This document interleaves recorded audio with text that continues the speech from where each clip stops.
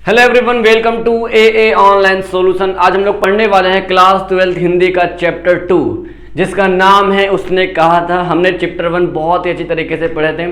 अगर आप उस वीडियो को नहीं देखे तो नीचे डिस्क्रिप्शन में लिंक है, जाइए उसको देखिए। उम्मीद है कि उस वीडियो को देखिए तो पूरा चैप्टर क्लियर हो जाएगा। आप इस वीडियो को शुरू से लेकर एंड तक देखो। मैं पूरे क्वेश्चन को मैं आपको यहाँ पर करवाने वाला हूँ, जो पूरा क्वेश्चन VVI है, और आपको याद भी करवाऊंगा। ठीक है, तो बने रहे वीडियो में। तो शुरू करते हैं आज की इस क्लास को। अगर क्लास पसंद आए तो प्लीज वीडियो को लाइक करने में कंजूसी मत करना। तो सबसे पहले हम लोग पढ़ेंगे ये है चैप्टर 2। ठीक है, बारीकी से समझना, मैं बहुत अच्छे समझाऊंगा। अगर आप वीडियो को अच्छे से गौर से देखिएगा ना तो ये चैप्टर पूरा क्लियर हो जाएगा, पूरा क्लियर हो जाएगा। ठीक है, सबसे पहले चैप्टर का नाम क्या है, उसने कहा था, और इसके लिखने वाले राइटर का नाम क्या है, चंद्रधर शर्मा गुलेरी।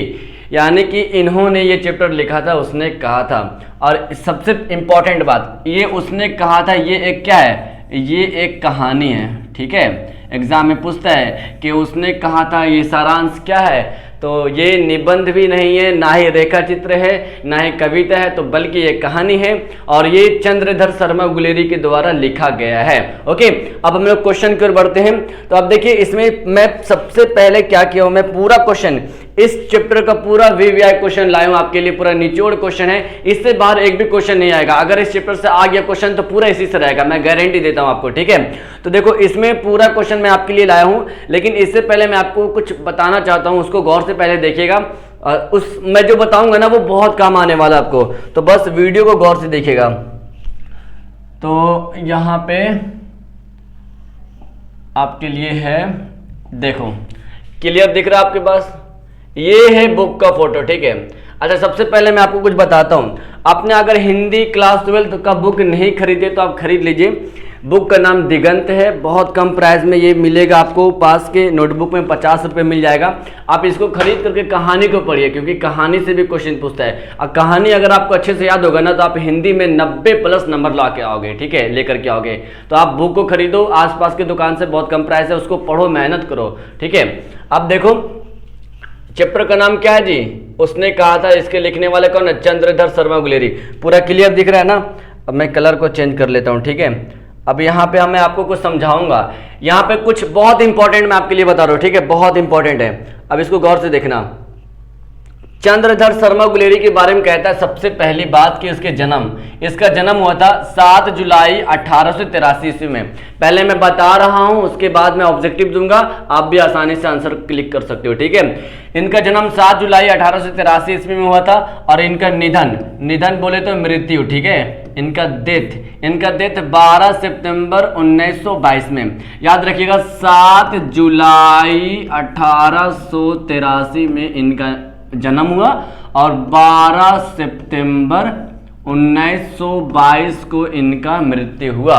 ये क्वेश्चन आता है एग्जाम में। ओके, अब इसका देखिए जन्म स्थान, ये इनका जन्म कहाँ हुआ, तो इनका जन्म जयपुर राजस्थान में हुआ। कहाँ जन्म हुआ, इनका जन्म हुआ जयपुर राजस्थान में। और इनका मूल निवास देखो ध्यान से, इसका मूल निवास क्या है, तो इसका मूल निवास गुलेरी नामक गांव, जिला कांगड़ा, हिमाचल प्रदेश में इसका मूल निवास है। ठीक है, अगर पूछेगा कि गुलेरी चंद्रधर शर्मा गुलेरी जी का मूल निवास क्या है, मूल स्थान भी पूछ सकते हैं, तो कांगड़ा, हिमाचल प्रदेश मारिएगा। और इसका अगर जन्म के बारे में पूछेगा कि कहाँ इनका जन्म हुआ था, जन्म स्थान, तो जयपुर यानी कि राजस्थान। ओके, समझ गए ना, बहुत मेन पॉइंट है। इनसे यहां पर जो मैं अभी बताया हूं आपके लिए, इससे बहुत ज्यादा ऑब्जेक्टिव पूछता है एग्जाम में। और सबसे इंपॉर्टेंट, इसका पिता का नाम पंडित शिवराम था। ठीक है, पंडित शिवराम। तो यहां पर जो मैं बता रहा हूं वो बहुत इंपॉर्टेंट है, पूरा क्वेश्चन इससे पूछता है। अब मैं कुछ आपको बताता हूं, इसमें से जो इंपॉर्टेंट है वही बताऊंगा। ठीक है, तो ये सब तो फिलहाल आप पढ़िएगा, कब मतलब मैट्रिक पास किया था, कब क्या किया, इंटरमीडिएट कब पास किया, कौन सा, ये मतलब ये तो उतना नहीं पूछता एग्जाम में। ठीक है, मैं कुछ बता रहा हूँ जो इंपॉर्टेंट हो। देखो, सबसे इंपॉर्टेंट आपके लिए बन जाता है डियर, यहाँ पर सबसे इंपॉर्टेंट रचना के बारे में पूछता है।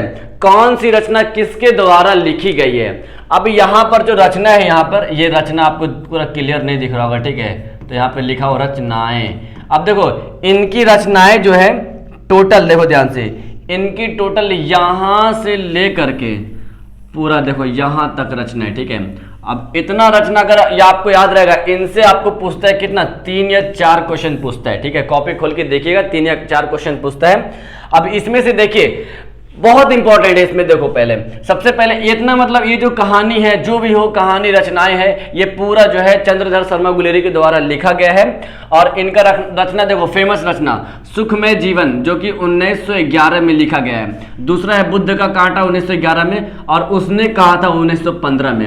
अब इसमें से ये बहुत इंपॉर्टेंट लाइन बनता है, क्योंकि हम तो इस चैप्टर को पढ़ ही रहे हैं। अब एग्जाम में पूछ देगा कि उसने कहा था, ये कहानी कब लिखी गई है, 1915 ईस्वी को, ओके। अब उसके बाद देखो प्राच्य विद्या, इतिहास, पुरातत्व, भाषा विज्ञान, समसामयिक विषयों पर निबंध लेखक, मतलब ये पूरा, मतलब ये निबंध जो है इनके द्वारा लिखा गया है, ठीक है, यानी कि इन्हीं का लेखक है। अब कुछ इंपॉर्टेंट है, देखो कछुआ धर्म, ये भी लिखा गया है चंद्रधर शर्मा गुलेरी के द्वारा।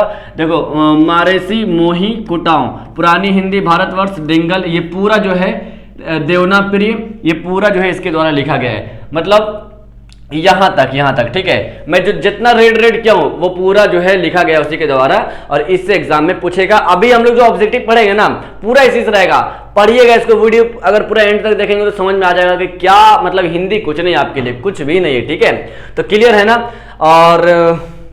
और एक क्वेश्चन और इंपॉर्टेंट बनता है, एग्जाम में पूछेगा कि आपको कि ये जो मतलब ये जो कहानी है, ये प्रमुख इसका निबंधकार कब का निबंधकार, युग के बारे में पूछता है जी। देखो ये द्विवेदी युग के थे, ये किस युग के थे, तो ये द्विवेदी युग के थे। और इससे पहले जो पढ़े थे हम लोग बालकृष्ण भट्ट, तो वो भारतेंदु युग हो गया, भारतेंदु युग, ये है द्विवेदी युग, तो एग्जाम में आएगा। अब हम लोग करेंगे क्या, ऑब्जेक्टिव क्वेश्चन का खुलासा, जितना बताएं उसी के अंदर रहेगा। सबसे इंपॉर्टेंट हमारा रचना से बहुत सारा क्वेश्चन एग्जाम में आता है, बहुत सारा, ठीक है, ओके। तो देखो अब हम लोग पहुंचने वाले हैं जी क्वेश्चन की ओर। तो सबसे पहले इसको हम करते हैं डिलीट, ठीक है, ओके। अब हम लोग क्वेश्चन की ओर आ गए हैं, इसको गौर से देखिएगा क्वेश्चन को। तो ये रहा आपके स्क्रीन पर सबसे पहला नंबर सवाल, और सबसे पहला नंबर सवाल आपका कहता है जी, उसने कहा था, पहले मैं कलर चेंज करता हूं, ठीक है, येलो रखता हूं, इसको बोल्ड करता हूं, ठीक है। देखो उसने कहा था कहानी में किस शहर का चित्रण है, यानी कि इस कहानी में किस शहर का चित्रण है। तो शायद मैं आपको शुरू में बताया नहीं, इसमें जो है ये अमृतसर के बारे में बताया गया है। इस कहानी में अमृतसर के, यानी कि अमृतसर एक शहर है, इसी का चित्रण दिया हुआ है, इसका ए ऑप्शन राइट होगा, ठीक है। लहना सिंह के बारे में इसका कहानी है, यानी कि लहना सिंह अमृतसर में रहते थे, वहीं के रहने वाले थे, गुलेरी नामक जगह में, मतलब उसका मामा का घर था अमृतसर में, ठीक है। तो इनका ए ऑप्शन राइट होगा। अगला क्वेश्चन देखो क्वेश्चन नंबर कहता हमारा 2, ओहो, देखो क्वेश्चन नंबर 2 हमारा है, लहना सिंह के गांव का क्या नाम था। देखो क्वेश्चन 2, लहना सिंह के गांव का क्या नाम था। तो देखो 2 का जो हमारा करेक्ट आंसर होगा ये होगा बी ऑप्शन, लहना सिंह के गांव का नाम था मांझे।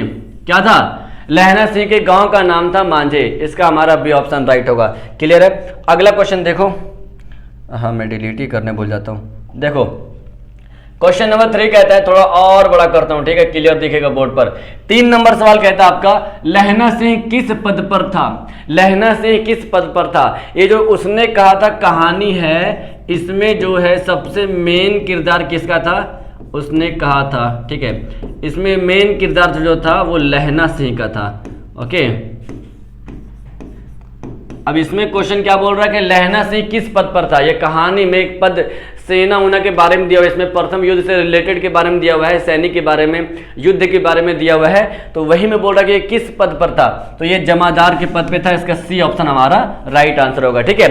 सब बुक में दिया हुआ, कहानी पढ़िएगा तो आपको बुक में मिलेगा, ठीक है। चलो अगला क्वेश्चन देखते हैं, क्वेश्चन नंबर 4। क्वेश्चन नंबर 4 आपका कहता है, लहना सिंह की मृत्यु किसकी गोद में हुई। ठीक है, सबसे इंपॉर्टेंट, लहना सिंह की मृत्यु किसके गोद में हुई। तो ऑप्शन देखो, कीरत सिंह, वजीरा सिंह, अतर सिंह और महीप सिंह। तो ये हुआ था वजीरा सिंह के गोद में। ठीक है, इनका बी ऑप्शन राइट होगा। और लहना सिंह के भाई थे वजीरा सिंह, इनका हमारा बी ऑप्शन राइट आंसर होगा। उसके बाद देखते हैं अगला क्वेश्चन। देखो अगला क्वेश्चन कहता है क्वेश्चन नंबर 5। क्वेश्चन अगला कहता है कि पलटन का विदूषक कौन था। विदूषक का मतलब होता है जी कि ज्यादा हंसाने वाला व्यक्ति, उसको बोलते विदूषक। तो पलटन का विदूषक कौन था? तो यहां पर हमारा करेक्ट आंसर होगा सी ऑप्शन, वजीरा सिंह। ठीक है, सी ऑप्शन करेक्ट आंसर होगा। क्लियर है? पलटन का विदूषक कौन था? सी ऑप्शन हमारा राइट आंसर होगा। ओके, अगला क्वेश्चन देखते हैं हम लोग। क्वेश्चन नंबर 6 हमारा कहता है जी, सूबेदार हजारा सिंह के लड़के का क्या नाम था? सूबेदार हजारा सिंह के लड़के का नाम। अब यहां पर इंपॉर्टेंट देखो जी, कहानी में हजारा सिंह क्या है? तो कहानी में हजारा सिंह क्या है? सूबेदार है। एग्जाम में पूछता है, अभी अभी इसके बारे में पूछेगा, अभी क्या बोलते हैं, लहना सिंह। तो लहना सिंह जमादार थे। अभी एक क्वेश्चन हम लोग पढ़ चुके हैं, लहना सिंह क्या है? लहना सिंह जमादार थे। ठीक है, तो सूबेदार में हजारा सिंह के लड़के का नाम क्या है? तो इनका हमारा करेक्ट आंसर होगा ए ऑप्शन, बोधा सिंह इनका बेटा है। किसका? हजारा सिंह का बेटा है, बोधा सिंह। अगला क्वेश्चन देखो, क्वेश्चन अगला कहता है हमारा 7 नंबर क्वेश्चन, भारतीय सिपाहियों का किसके साथ संघर्ष हुआ? इस युद्ध में जो है, इस कहानी के युद्ध में बताता है, बोलता है कि भारतीय सिपाहियों के साथ किसके साथ युद्ध हुआ? तो ये हुआ था जी हमारा जर्मनी के साथ। जर्मन के सिपाहियों के साथ युद्ध हुआ था, जिसमें लहना सिंह को गोली में लगा, जांग पे गोली लगी थी, छाती पे गोली लगी थी। तो कहानी पढ़ोगे मजा आएगा। डी ऑप्शन हमारा यहाँ पर करेक्ट आंसर होगा। ओके, चलो अगला क्वेश्चन देखते हैं। देखो 8 नंबर सवाल कहता है आपका, जर्मन लप्टन को किसने मार गिराया? अब देखो लहना सिंह जो है इसमें मेन लीडर थे। इसमें इस जो सैनिक होते हैं ना, सबसे मेन थे, सबका मेन थे। ठीक है, तो यहां पर यानी कि सैनिकों में प्रधान आप कह सकते हैं। तो जर्मन के जो लप्टन थे, जो सिपाही थे जर्मन के, उसको कौन मार गिराया था? तो यहां पर हमारा हो जाएगा सी ऑप्शन, लहना सिंह मार गिराया था, लहना सिंह। ठीक है, याद रखिएगा, लहना सिंह मार गिराया था। अगला क्वेश्चन देखते हैं। क्वेश्चन नंबर आपका कहता है 9। क्वेश्चन नंबर 9 कहता है, सिख राइफल के जमादार लहना सिंह का नंबर कितना था? अब देखो यहां पर एक क्वेश्चन और बनता है, लहना सिंह क्या था? तो ये जो था सिख राइफल के जमादार थे। सबसे पहली बात तो ये जमादार पे एक क्वेश्चन पूछ देगा, और ये एक सिख राइफल भी थे। और इनका नंबर क्या था? सिख राइफल में इनका नंबर क्या था? तो 77। इनका ए ऑप्शन राइट होगा। लास्ट में इनकी मृत्यु हो जाती है, क्योंकि गोली लगने की वजह से एक जांग में भी लगती है, एक छाती पे भी लगती है, तो उनका लास्ट में मृत्यु हो जाती है। और उनकी कुछ कहानी भी है, तो उसको पढ़िएगा, उस कहानी के चक्कर में भी उनकी मृत्यु होती है। तो चलो अगला क्वेश्चन पढ़ते हैं हम लोग। देखो अगला क्वेश्चन कहता है हमारा, सरकार ने सूबेदार को जमीन कहां दी है? यानी कि सरकार ने सूबेदार को जमीन कहां दी है? तो यहां पर हमारा करेक्ट आंसर होगा डी ऑप्शन। ठीक है, लायलपुर में जमीन। इस पूरा बुक में दिया हुआ है, पूरा बुक से मैं छाटा हूं। ठीक है, लायलपुर में सरकार को सूबेदार को जमीन दी थी सरकार ने। ठीक है, अगला क्वेश्चन देखो। अब क्या बताऊं, आप एकदम शॉर्ट में आंसर बताओ। ठीक है, कुछ सारा बुक में आपको मिलेगा। गुलेरी जी का जन्म कहां हुआ था? देखो अब यहां पे आपको बताना है गुलेरी जी का जन्म कहां हुआ था। अभी मैं आपको बताया था, यहां देखो, अभी पलटता हूं। ठीक है, एक बार और इसको गौर से देखना। ठीक है, पहले मैं पेंसिल लेता हूं। देखो अभी हम लोग क्या पढ़े थे ना, इसके बारे में मैं आपको पूरा डिटेल से बताया था कि पैदाइश इनका कहाँ हुआ था। देखो इनका जन्म निवास, देखो इसका जन्म स्थान, देखो जन्म जयपुर राजस्थान। अब आपको पता चल गया इनका जन्म स्थान, यानी कि जहां पैदा हुआ वहां का जगह। ठीक है, तो जयपुर राजस्थान है। अब यहाँ पे आप इसका आंसर आराम से लगा सकते हो। अब मैं जैसे क्वेश्चन की ओर बढ़ता हूं तो आपको आंसर ऑप्शन देखते ही आंसर मारोगे। ठीक है, अब यहाँ पर ऑप्शन है मेरा, बिल्कुल है, सी ऑप्शन राइट होगा। जयपुर राजस्थान में इनका जन्म हुआ था, इनका जन्म हुआ था। हमारा क्या हो जाएगा आंसर? सी ऑप्शन राइट होगा। 7 जुलाई 1883 में इनका जन्म हुआ था। चलो अगला क्वेश्चन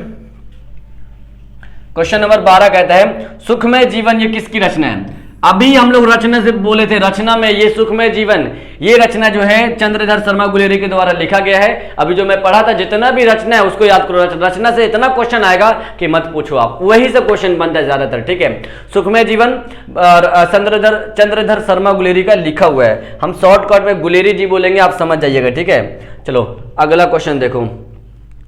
क्वेश्चन नंबर 13 कहता है, उसने कहा था कहानी कब प्रकाशित हुई? लो मैं बोला था ना, कौन सी कहानी कब प्रकाशित हुई थी, ये भी आपको याद रखना है। तो उसने कहा था कहानी कब पब्लिश हुआ था, प्रकाशित हुआ था?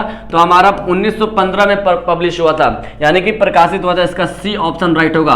अब अभी जो इनसे पहले जो पढ़े थे हम लोग, सुखमय जीवन, देखो गौर से इसको,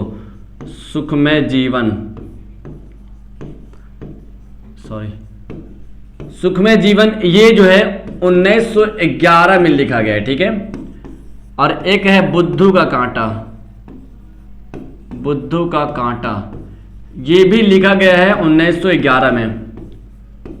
और जो अभी तीसरा हम लोग पढ़ ही रहे क्या क्या उसने कहा था, ठीक है। तो उसने कहा था कब लिखा गया, इसका फोटो खींच लो, ठीक है।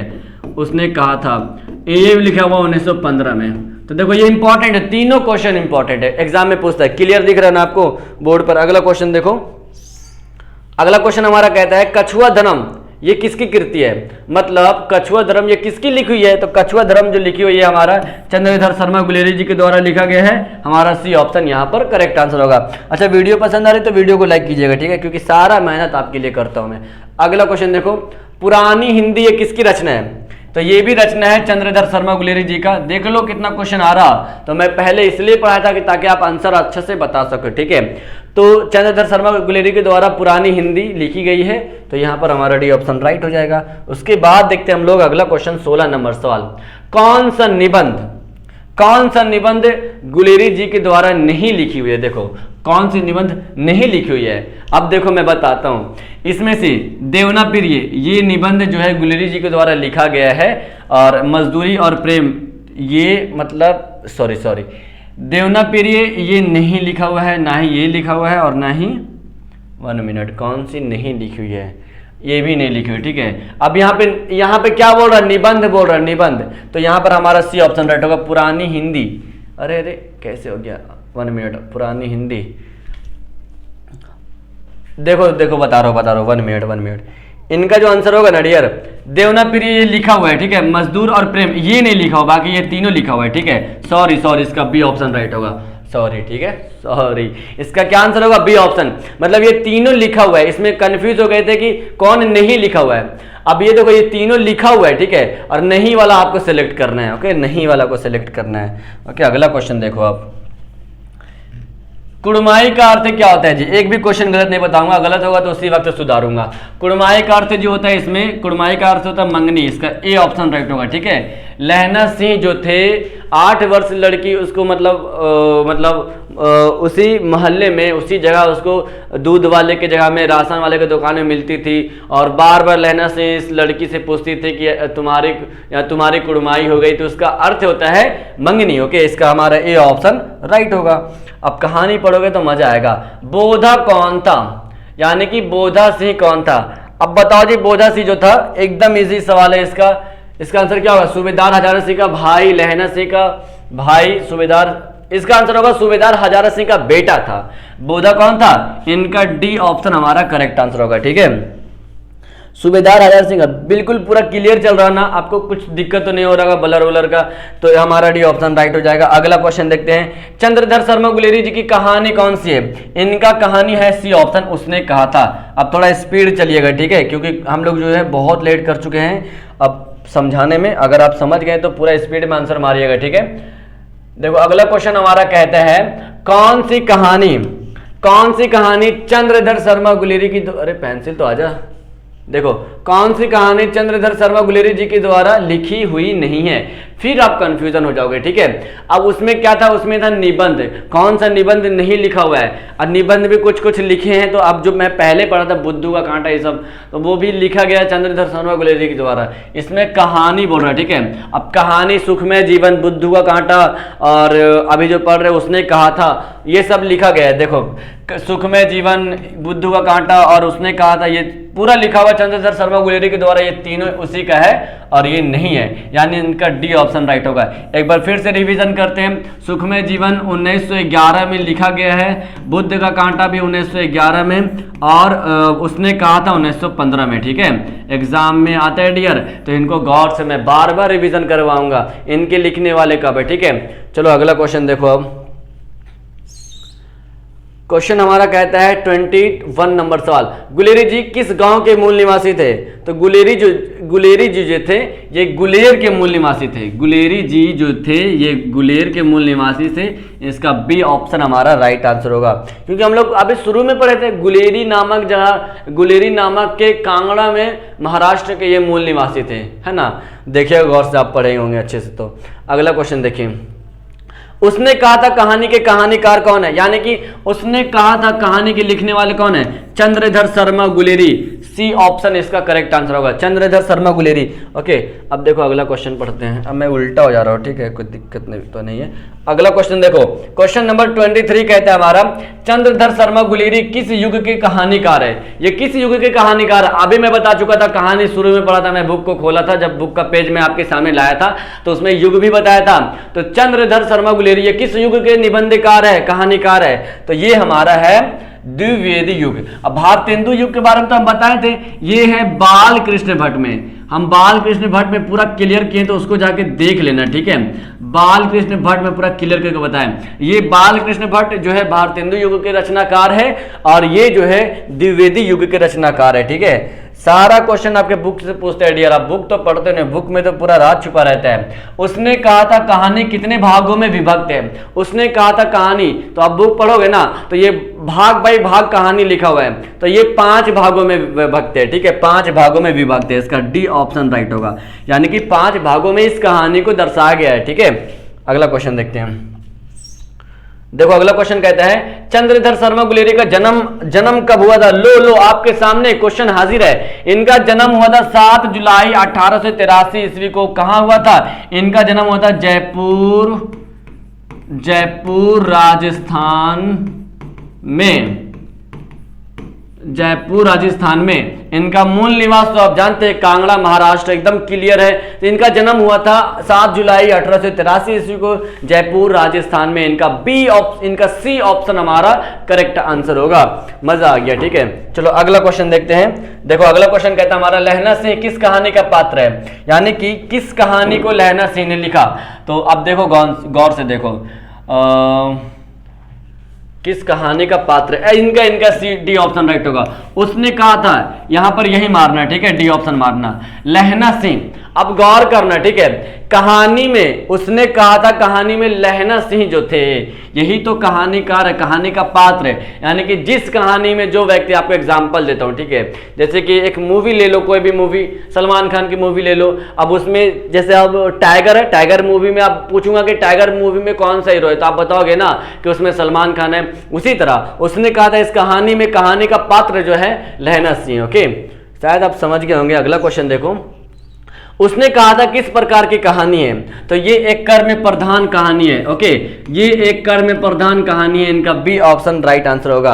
अगला क्वेश्चन देखो, पुरानी हिंदी ये किसकी रचना है, पुरानी हिंदी ये किसकी रचना है। तो अभी मैं आपको बताया था पुरानी हिंदी हजारी प्रसाद द्विवेदी की, सॉरी हाँ नहीं चंद्रधर शर्मा गुलेरी। हम हजारी प्रसाद में क्यों चले जा रहे हैं, चंद्रधर शर्मा गुलेरी की रचना है, ठीक है। हाँ, पुरानी हिंदी ये भी रचना उसी के द्वारा है, मैं शुरू में बता चुका था। मतलब जितना बताया था उससे हर क्वेश्चन एग्जाम में पूछेगा, हर क्वेश्चन। रचना को एक बार गौर से देखो जी, रचना को एक बार, ठीक है। अगला क्वेश्चन देखो आप, अगला क्वेश्चन कहता है कीरत सिंह कौन था। इनको मैं थोड़ा बड़ा करता हूं, ठीक है, बड़ा। अब क्वेश्चन क्लियर दिख रहा। इसमें कहता है क्वेश्चन, कीरत सिंह कौन था, लहना सिंह का चाचा, लहना सिंह का भतीजा, लहना सिंह का भाई और लहना सिंह का मित्र। बताओ इसका आंसर क्या होगा। कीरत सिंह कौन था, इनका बिल्कुल देखो बहुत ईजी है। अब कीरत सिंह के बारे में पढ़ोगे ना तो कीरत सिंह जो थे वो थे लहना सिंह के भतीजा। अब मतलब कीरत सिंह अब कौन थे रियली में, अब मैं आपको बताता हूं, ठीक है। ये जो इस कहानी में बताता हूं 1 मिनट, इनको डिलीट करता हूं पहले, ठीक है। इस कहानी में एक वजीरा सिंह भी थे, मैं बताया था ना, वजीरा सिंह। दरअसल जब लहना सिंह की मृत्यु हुई थी तो उनका सर जो था वजीरा सिंह के गोद में था, ठीक है। ये भी क्वेश्चन पूछता है। ओके, अब देखो वजीरा सिंह का बेटा का नाम है कीरत सिंह, ठीक है। तो ये उनका क्या हो गया, कीरत सिंह। तो इनका क्या हो गया, इनका हो गया भतीजा। तो इनका हमारा हो जाएगा 29 का बी ऑप्शन राइट। क्लियर है ना, 29 का बी ऑप्शन राइट है। ओके, अगला क्वेश्चन देखते हैं। अगला क्वेश्चन कहता है हमारा, बचपन में लहना सिंह लड़की से बार बार कौन सा प्रश्न करता है। अच्छा, बड़ा हो गया ज्यादा। लड़की से जो है मतलब बचपन में लहना सिंह लड़की से बार बार कौन सा प्रश्न कहता है, तो आपको पता ही है, तेरी कुड़मई हो गई। सॉरी, ये सी ऑप्शन, ठीक है, तेरी कुड़मई हो गई। ओके, यही क्वेश्चन बार बार पूछता है। कुड़मई का मतलब तो मैं बता चुका हूं क्या होता है, मंगिनी। ओके, तो ये लगभग मैं बताता हूं, बार बार मतलब पूछता है, मतलब 2-3 बार पूछता है उस लड़की से। तो जब पूछता है तो लड़की बोलती है धत, धत बोलकर वो मतलब गुजर जाती है, ठीक है। मतलब जब भी पूछते हैं ना उससे तो धत बोल करके वो वहां से भाग जाती थी। और एक बार मतलब लहना सिंह को लग रहा था कि मैं मजाक करता हूँ इसके साथ, तो जब अंत में एक और मजाक टाइप में बोला कि तेरी कुड़मई हो गई, तो लड़की बोली हाँ। तो लड़का बोला कब? तो लड़की बोली कल, देखो मैं कैसा पहन के हूँ, मेरा कपड़ा देखो। तो लहना सिंह थोड़ा उदास हो जाता है। तो कहानी को गौर से पढ़िएगा, ठीक है। चलो अगला क्वेश्चन देखो, ये रहा आपका अगला क्वेश्चन। 31 नंबर सवाल कहता है, लप्टन साहब सूबेदार को कितने आदमी खंडक में छोड़कर जाने को कहता है। यानी कि लप्टन साहब सूबेदार को कितने आदमी खंडक में ये लोग रहते थे, है ना। तो कितने आदमी को? तो 10 आदमी को, ठीक है। अब कहानी में एक मैं बताता हूं, ओके। कहानी में बोलता है कि हम 10 नहीं है बल्कि 10 लाख है। वो सुने है ना कि 1 सिख लाख के बराबर होता है, ओके। तो मतलब एक जो है एक सिपाही 10 लाख सिपाही के बराबर, सिख सिपाही, उस कहानी में सिख सिपाही था, ठीक है। तो कहानी में बोला गया है, वो कैसे बोलते हैं मैं पढ़ के बताता हूँ, ठीक है। देखो मैं तो भूल रहा हूँ, बुक में पूरा चीज दिया, बुक को पढ़ोगे ना तो समझ में आएगा पूरा चीज, ठीक है। देखो इसमें इस कहानी में बोलता है कि लप्टन साहब जो सूबेदार को 10 आदमी, सबसे पहले खंडक में कितने आदमी को छोड़ने के लिए बोला था, कहा था 10 आदमी को छोड़ने के लिए कहा था। इनका तो बी ऑप्शन राइट होगा। अब 10 आदमी बोला ना, जिसको 10 आदमी को छोड़ने के लिए बोला था, वो बोला था कि मैं 10 नहीं हूं बल्कि 10 लाख हूं। इस पे कुछ एक लाइन कहा था कि एक अकालिया सिख 1.25 लाख के बराबर होती है। एक अकालिया सिख 1.25 लाख के बराबर होती है, ठीक है। मतलब एक सिपाही 1 लाख के बराबर होती है, ये लाइन का अर्थ है, ठीक है। तो इनका बी ऑप्शन राइट हो जाएगा। देखो यहां पे अगला क्वेश्चन कहता है, अमृतसर में लहना सिंह के कौन थे? अमृतसर में लहना सिंह के मामा थे। अमृतसर में लहना सिंह के कौन थे? मामा थे, मामा। इनका सी ऑप्शन राइट होगा, ठीक है। बहुत इंपॉर्टेंट क्वेश्चन एग्जाम में आता है ये।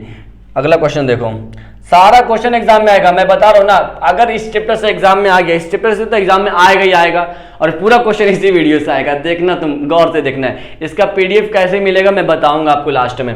लहना सिंह सूबेदार को वापस बुलाने के लिए किसे भेजा था? तो लहना सिंह सूबेदार को वापस बुलाने के लिए कीरत सिंह को, यहाँ पर 33 का सी ऑप्शन राइट होगा, ठीक है। ना, कीरत सिंह तो जो उसका था मतलब भाई था ना, इसका भतीजा था। देखो ये ऑप्शन राइट होगा। वजीरा सिंह भाई था, लहना सिंह सूबेदार को वापस बुलाने के लिए वजीरा सिंह को भेजा था, ठीक है। वजीरा सिंह, इसका ए ऑप्शन राइट होगा। ये भतीजा था, भतीजा तो वहीं पे था ना, भतीजा कुछ नहीं कर रहा था, समझ जाओ बस। इनका ए ऑप्शन राइट होगा। अगला क्वेश्चन देखो, सूबेदारनी ने अपनी पति एवं पुत्र की रक्षा के लिए किसको कहा था? तो ये जो है अपने पुत्र और पति की रक्षा करने के लिए लहना सिंह को कहा था। इस क्वेश्चन का हमारा बी ऑप्शन हमारा राइट आंसर होगा। क्लियर है? अगला क्वेश्चन देखो, मेरे उम्मीद से ये शायद लास्ट क्वेश्चन होगा। अगला क्वेश्चन कहता है हमारा, लहना सिंह का सिर अपने गोद में लेकर कौन बैठा था जब लहना सिंह का इंतकाल, मृत्यु हो गई थी? कब हुई थी इनकी मृत्यु? आपको याद है ना। अब इनका मृत्यु किसके गोद में हुआ था, ये भी क्वेश्चन पूछता है। तो ये मतलब बोल रहा है कि लहना सिंह का सिर अपनी गोद में लेकर कौन बैठा था? तो इनका हमारा राइट आंसर होगा सी ऑप्शन, वजीरा सिंह। अब ऐसे भी ये क्वेश्चन बन सकता है कि लहना सिंह की मृत्यु किसके गोद में हुई? तो वजीरा सिंह के गोद में हुई, ठीक है। क्लियर है ना सारा क्वेश्चन? अगला क्वेश्चन देखते हैं हम लोग। देखो अगला क्वेश्चन हमारा कहता है, लहना सिंह के मामा कहां के रहने वाले थे? तो लहना सिंह के मामा जो थे, तो ये जो थे अमृतसर के रहने वाले थे। इनका बी ऑप्शन राइट होगा। अब ये क्वेश्चन कैसे कैसे घुमा रहा है, देख रहे ना। अब ये क्वेश्चन आपसे पूछा था कि अमृतसर में लहना सिंह के कौन रहते थे? तो रहते थे मामा। अब आपसे क्वेश्चन क्या पूछ रहा कि मामा मतलब लहना सिंह के मामा अमृतसर, मामा जो है कहाँ के रहने वाले थे? देख रहे क्वेश्चन कैसे पूछ रहा, यानी कि लहना सिंह के मामा कहाँ के रहने वाले थे? अमृतसर के रहने वाले थे। क्वेश्चन घुमाएगा लेकिन आप मत घूमना, ठीक है। चलो अगला क्वेश्चन देखते हैं हम। 37 नंबर सवाल कहता है आपका, उसने कहा था किस वर्ष की रचना है? मतलब उसने कहा था ये कौन सा वर्ष में लिखा गया है, कौन सा वर्ष में ये प्रकाशित हुआ था, तो 1915 ईस्वी को मारना है, इसका ए ऑप्शन राइट होगा। कितना इजी है, 3 बार ये क्वेश्चन घुमा करके पूछेगा एग्जाम में, कोई भी क्वेश्चन एक बार पूछ ही लेगा घुमा के कैसे भी करके, ठीक है। अब और क्वेश्चन है क्या, ना ना ना, अब तो इसका आंसर दे रखा है, ठीक है। तो टोटल इस चैप्टर से 37 क्वेश्चन है आपके लिए, ओके। तो अब उम्मीद है कि अगर आप इसको पढ़ के जाइएगा ना तो पूरा इसी वीडियो से आएगा, बस पूरा क्वेश्चन को नोट करो। जितने भी लोग इस वीडियो को यहाँ तक देखे हैं तो पूरा ये क्वेश्चन क्लियर हो गया होगा। एक बार जाकर के कहानी पढ़ो, ये बुक खरीद लेना, ठीक है, दिगंत बुक, आसपास के दुकान में मिलेगा। कहानी को पढ़ना अच्छे से, कहानी पढ़ोगे कंसेप्ट क्लियर होगा और अच्छे से एग्जाम में आप लिख पाओगे। इसका लॉन्ग क्वेश्चन जो होता है तो कहानी पढ़ोगे तभी लॉन्ग क्वेश्चन लिखाएगा, ऑब्जेक्टिव तो रट लोगे, ठीक है। तो आप गौर से, अगर आपको वीडियो पसंद आए तो वीडियो को लाइक करना डियर, सारा मेहनत आपके लिए है। चैनल को कर लीजिए सब्सक्राइब ताकि नेक्स्ट वीडियो आपसे ना छूटे, ओके। फटाफट अपने दोस्तों के पास शेयर करें इस वीडियो को। मैं मिलता हूं आपसे नेक्स्ट वीडियो में। Thank you, that's all. ठीक आ गया।